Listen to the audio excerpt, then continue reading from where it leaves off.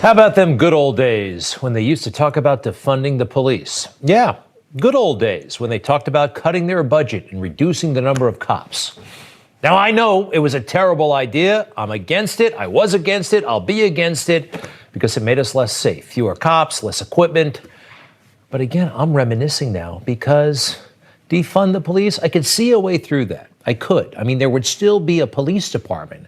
Now they're talking about dismantling it all. No more police, no more incarceration. All of that is systemic racism. Now, the woke left, which owns Joe Biden, by the way, they want to cancel the cops.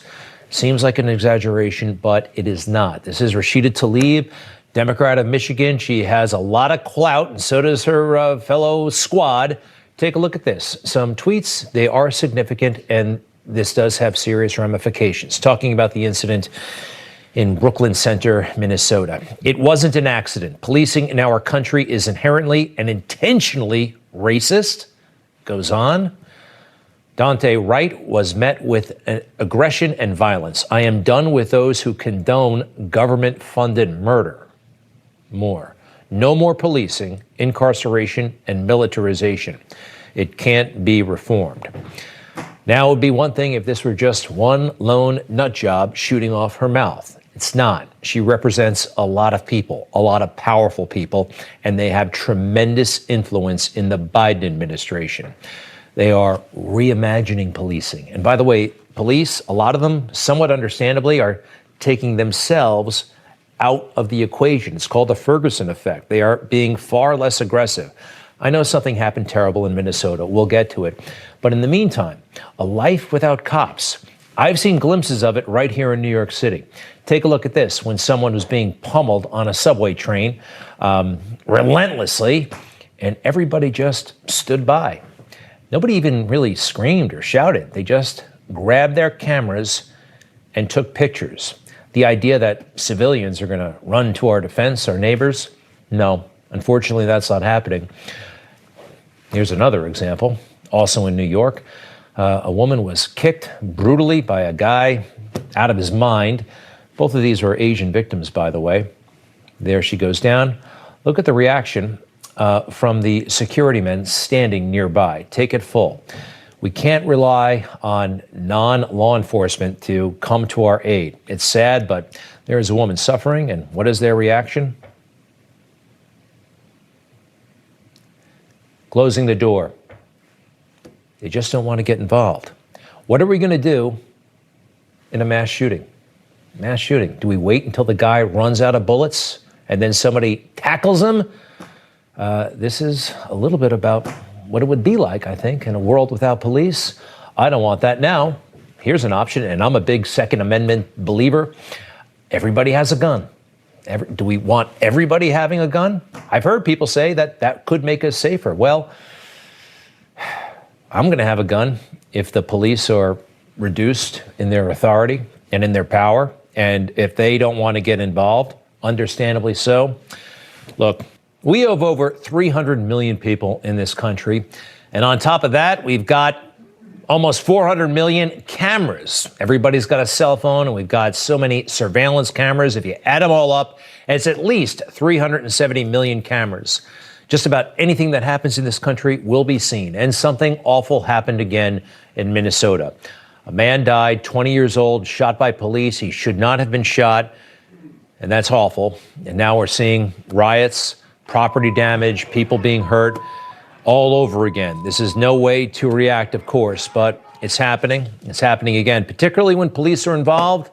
And if it's a white police officer and a black victim, this happens almost automatically. This shooting is not a good shooting. We're going to show it to you now. No,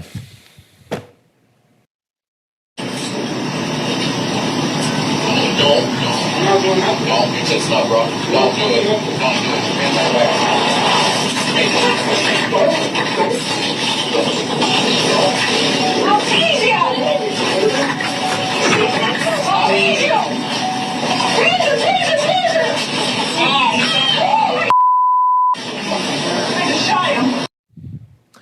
All right.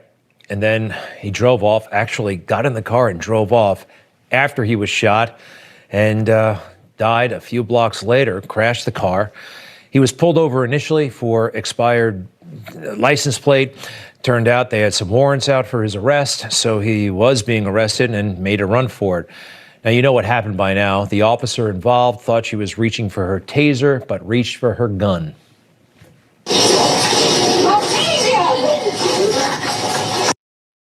All right, that's obviously a gun, not a taser. So this 20-year-old man is dead. And the media appropriately are highlighting his good side. At a vigil for her son, Daunte Wright's mother remembered him as a funny and playful father. Those tributes echoed by China Whitaker, the mother of Wright's son, Daunte Jr. I didn't get to say goodbye to him. And just to see him again. That's tough. That's tough.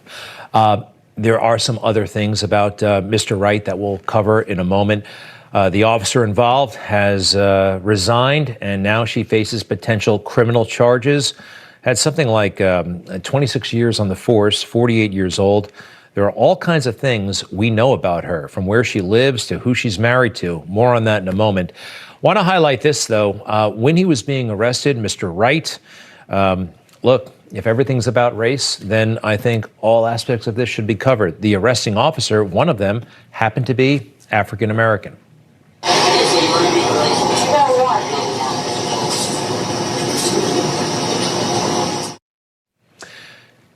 Person of color.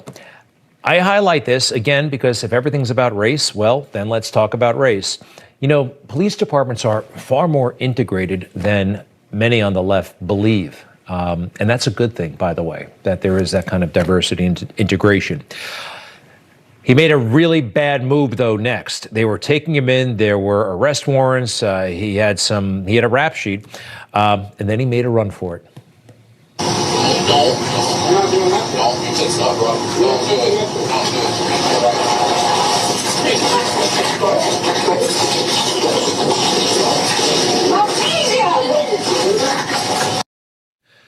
It's the worst thing in the world he could have done was run at that point. And the worst thing in the world she could have done is reach for her gun when she wanted to reach for her taser. A little bit more on Mr. Wright's brushes with the law, and he's had several over the years. In June 2020, carrying a pistol without a permit. Also in June 2020, running from officers, I guess, who wanted to talk to him. In April of 2021, an arrest warrant for missing a court appearance. Now, you saw what happened, and we've all seen the riots, the looting. It's happening again. May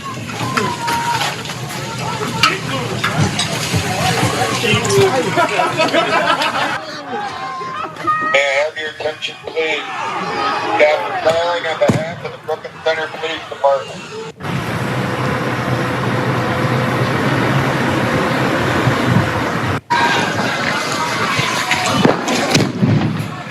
So it's total anarchy all over again. We've seen this before. None of this is going to bring the young man back. Some folks are having fun. Some folks are profiting from the aftermath in all of this. I'm also thinking right now of Officer Potter, a veteran police officer who made a horrible mistake, reached for her gun when she wanted to reach for her taser. Now, there's so much I know about her, from her address to who she's married to her children, what sports they play. This is all over the internet. And when I started to see this information come in, I started to think about someone else who was shot and killed by a police officer. Ashli Babbit. Remember her, the Trump supporter who was killed on January 6th? That also was caught on tape.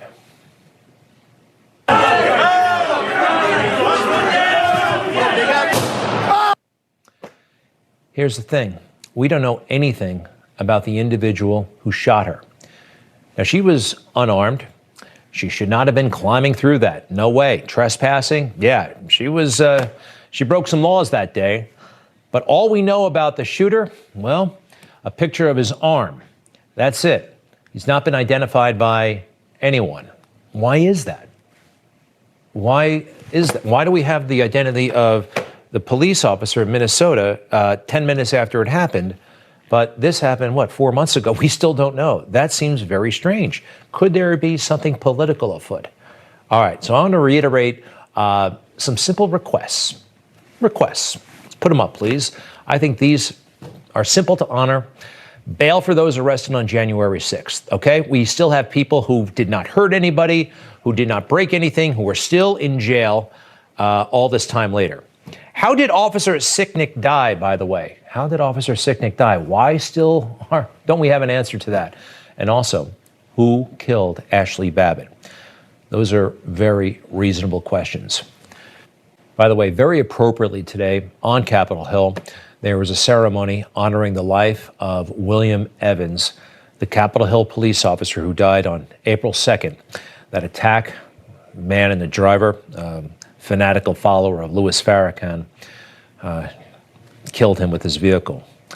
Very appropriate ceremony on Capitol Hill. All right, time for some Trump truth. Ultimately, I'm always right. This bizarre culture that more and more seems dominated and controlled by the woke left.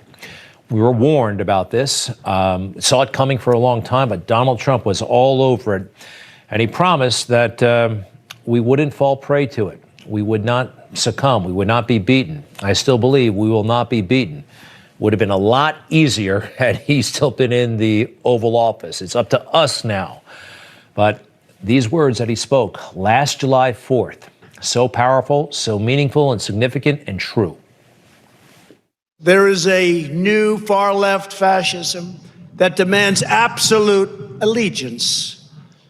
If you do not speak its language, perform its rituals, recite its mantras, and follow its commandments, then you will be censored, banished, blacklisted, persecuted, and punished.